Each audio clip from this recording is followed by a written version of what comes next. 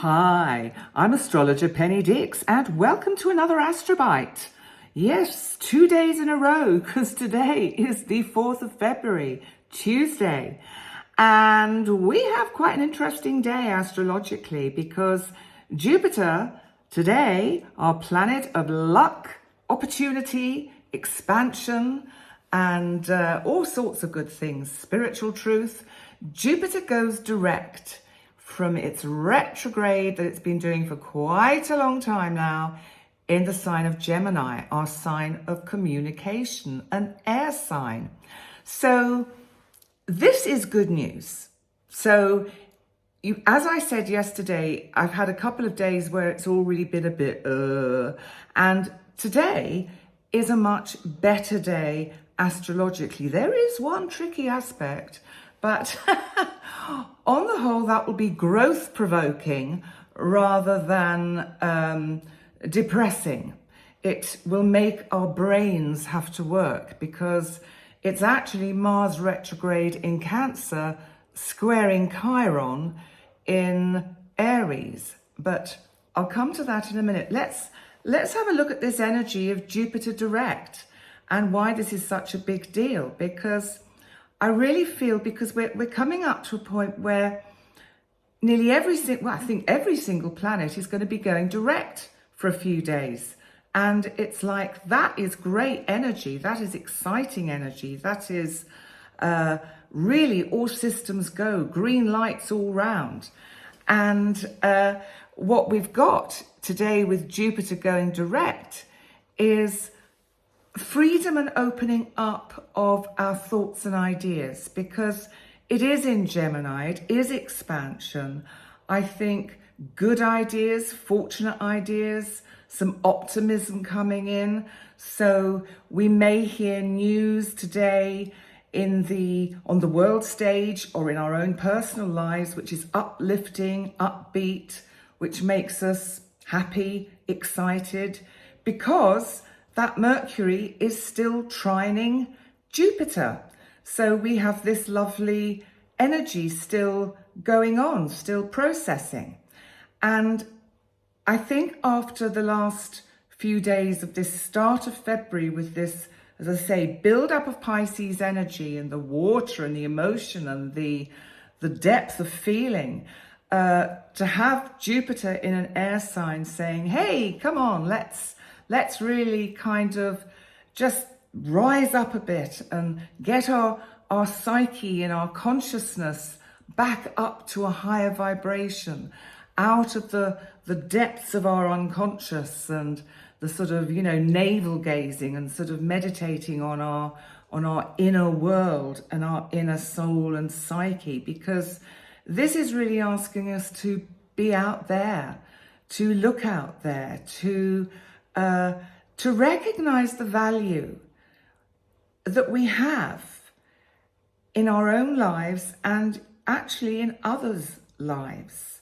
Because sometimes I think we forget the effect we have on others. And I'm thinking that because in the event chart, Jupiter is in the 6th house of service to others, and also our daily routine. And I'm thinking, well, actually Jupiter is saying, come on, actually, it's not so bad. We can, make something work out of all these bits of broken things that we've got lying around. We can make a new way forward. It is about creating something out of what has dissolved and disappeared and crumbled, because the Pisces energy is dissolving stuff. It is bringing us to this kind of point of the ending of a karmic cycle, really putting something very much in the past. And remember, we've still got the energy of Venus conjunct the North Node and conjunct Neptune. That hasn't gone away. It's still there, underpinning the energy of the next few days and today especially. So what supersedes that is that Jupiter going direct is saying, whoa, come on, let's go. Because remember, Jupiter is a co-ruler with Neptune of Pisces. So it has this spiritual aspect to it, this ability to go into the depths of the psyche and soul and lift us up, to lift us up to, you know, it's like finally getting to the top of a tall mountain and seeing the view, the vista, where at last we can see. So I think today, where it's been quite dark and murky, the dark, murky waters of emotion and frustration and sadness, we're now coming up, we're elevating up out of that into a much more thoughtful place and thought-provoking place, because again, we have a lot of air energy. Jupiter is in an air sign. Pluto, Mercury, the Sun are in air signs. They're in Aquarius. This is air. It's light. It's thought. It's thinking. It's the internet. It's technology. This is something lifting us up out of the depths of the ocean. Our oceans of emotions, as I call it in Pisces. I can't do this at the moment because my shoulder's too painful. So let's move on to this Mars retrograde squaring Chiron, because this is quite a big deal. So Mars, as we know, is also in a water sign. It's in Cancer. And what with everything going on in Pisces and a fire sign in Cancer, it's really quite tough for Mars where it is, because it dulls its fire. It prevents its energy from being felt, its warmth to be felt, its physicality, its, you know, the most Mars can do in the sign of Cancer is try to swim.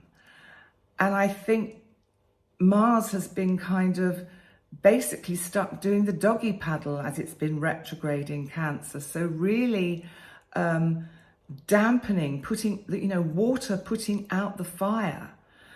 And of course it rules Aries, which it is currently squaring. So today it is squaring exactly Chiron. Now Chiron is our space object that is traditionally known as the wounded healer. It is a cosmic body that represents trauma, the wound, the inner wound that we carry from birth. I've often said that, you know, when we're born, literally the passage from the mother's womb through the birth canal out into the light is our first experience of massive trauma. To be suddenly propelled from this safe, warm, nurturing place out into the light where we're handled and it's cold and we're washed and we have our eyes cleaned and we cry because it's a shock. It is a shock. And Mars is in Cancer, which is the sign of the mother and the nurturing and the feeding and the loving and the caring. What wounds do you have that really haven't been dealt with? Are they personal inner wounds? Are they wounds that go back through your lifetime? Or are they wounds to do with another? Because Mars is actually retrograde in Cancer in the 7th house of this event chart. So I just wonder if this is something to do with a feeling of what wounds there are in relationships, what traumas need to be resolved, need to be just looked at and healed, and the challenge involved in that. I think it's make or break, because I think Jupiter going direct is going to say, enough of this, come on, let's get going. When Mars goes direct, which is soon, Mars is going to say, whew, okay, now I can move. Now I can go forward through the water. Now I can head back to a fire sign, Leo. I can get back into my element of fire. So think about your relationships. What wounds are not addressed? What wounds in family relationships need to be addressed? Because Chiron is in the 4th house. And there's something here with the Pisces energy about the destiny of the direction of the family situation and family dynamics. So there is that energy around. And also in the event chart, Neptune sits right on the IC opposite the MC. So you've got this energy of fluidity and the need for the soothing emotions and waters and empathy and sympathy.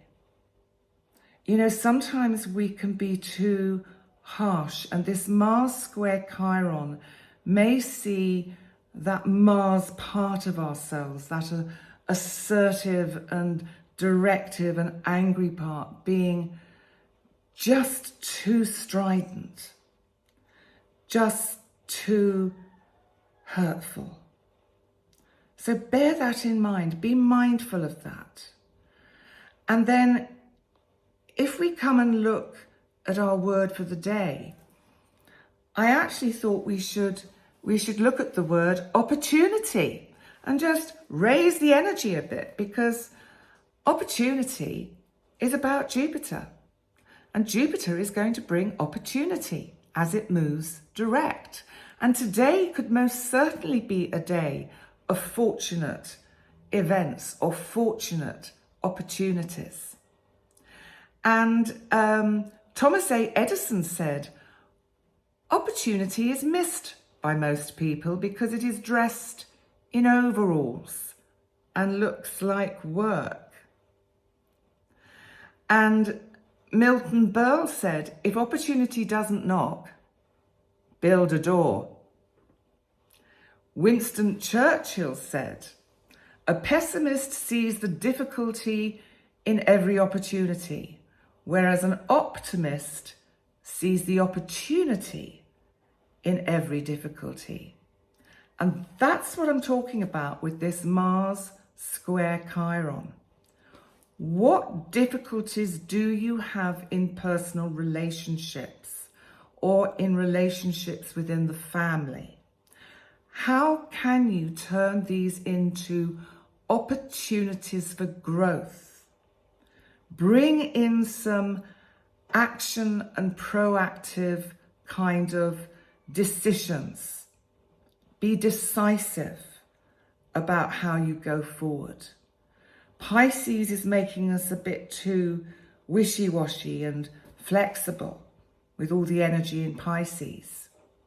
You know, Albert Einstein said, in the middle of difficulty lies opportunity. It's true. And William Arthur Ward said, opportunities are like sunrises. If you wait too long, you miss them. Oh, how many times have I done that here? I get beautiful sunrises because I faced east from the back of my room. And, you know, obviously sunrise goes earlier and earlier and earlier as the year goes on. But at this time, it's not really too bad a time. It's like 6 o'clock, 7 o'clock. So in the morning, clearly. So I try and get up and look at it because it is so beautiful. And there's something that really gets you in touch with the cycle of life when we watch a sunrise or a sunset. There is that moment when it changes and we're aware of the movement of the earth. So George Bernard Shaw said, don't wait for the right opportunity, create it. Sun Tzu said, victory comes from finding opportunities in a problem.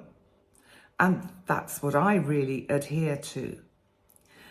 And then Sun Tzu also said, opportunities multiply as they are seized. And I do think that's true.